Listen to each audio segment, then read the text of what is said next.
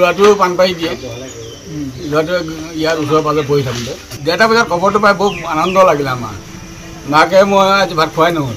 দেউতাকৰ কিবা অসুবিধা হ'লে সিও দোকান যায় আহি আকৌ পঢ়ে আমাৰ মানে সি ইমানটো যোগাৰ দিবলৈও মানে সক্ষম নাছিলে তেতিয়া।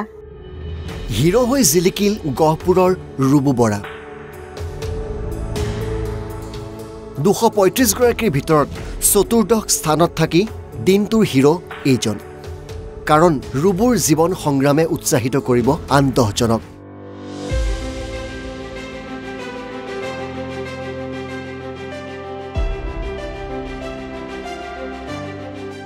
ৰুবুক পঢ়ুৱাৰ খৰচ উলিয়াবলৈ পিতৃ কলীয়া বৰাই বুন্দাপৰ দিব লগা হৈছিল পদপথত।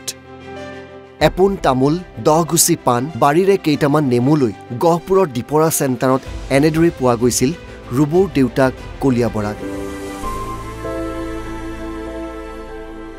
পিতৃ সংগ্ৰাম পুত্ৰৰ সাফল্যত আজি আনন্দৰ চকুলো বৈছে ৰুবুৰ আইতাকৰো।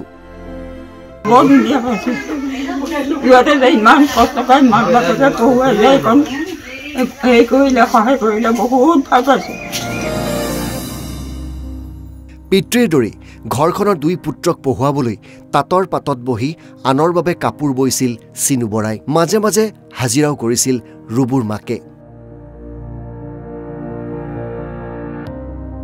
কিন্তু পুত্ৰ এতিয়া প্ৰশাসনিক বিষয়া হ'ব। পুত্ৰ ঘৰলৈ অহাৰ খবৰটো পোৱাৰ লগে লগে মাতৃ চিনু বৰাই ততাতৰিকৈ চোতালখনো সাৰিলে। ঘৰলৈ আলহী আহিব। ২০১৬ চনত ৮৮% নম্বৰেৰে দীপৰা হাইস্কুলৰ পৰা হাইস্কুল শিক্ষান্ত পৰীক্ষাত উত্তীৰ্ণ হৈছিল ৰুবু বৰা।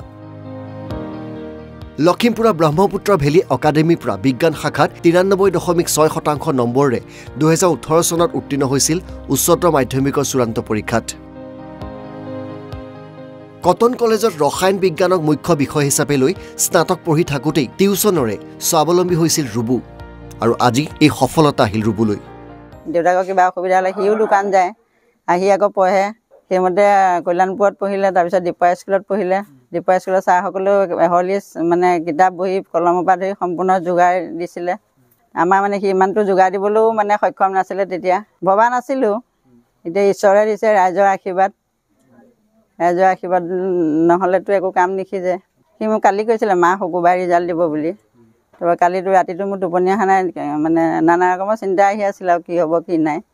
তাৰপৰা সি ভাত বনাই মেলি দেউতাকক ভাত খাব দিছোঁ, তেতিয়া সি ফোন কৰি কৈছে যে মা ৰিজাল্ট দিলে, ৰিজাল্ট ভাল। হয় ৰুবু মোৰ ল'ৰা, কিন্তু তাক পঢ়াওঁতে মোৰ বিশেষখিনি বহুতখিনি কষ্ট হৈছিলে। তামোল পাণ পাৰি তামোল পাণ বেচি তেনেকৈ ঘৰখন চলাইছিলোঁ।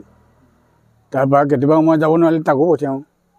তাৰপৰা তেনেকৈ গৈ গৈ এতিয়া ইমানখিনি পালেগৈ। এতিয়া নথৈ আনন্দ পাইছোঁ মই। আপুনি কেতিয়া গম পালে মানে তাৰ ৰিজাল্টৰ খবৰটো? মই এতিয়া দোকানৰ পৰা আহি খবৰ পাইছোঁ। খবৰ পাইছে? হয়। তেতিয়া কেনেকুৱা লাগিছে? খবৰটো পোৱাৰ লগে লগে কেনেকুৱা লাগিছে? অতি আনন্দ লাগিছে। সেইটোকেই বিচাৰিছিলোঁ আমি, সেইটোকে পালোঁ। ভঙা জুপুৰিৰ পৰা একাগ্ৰতাৰে অধ্যয়ন কৰি চৰকাৰী বিষয়া হোৱা ৰুবু বৰা এতিয়া দিল্লীৰ বাসিন্দা।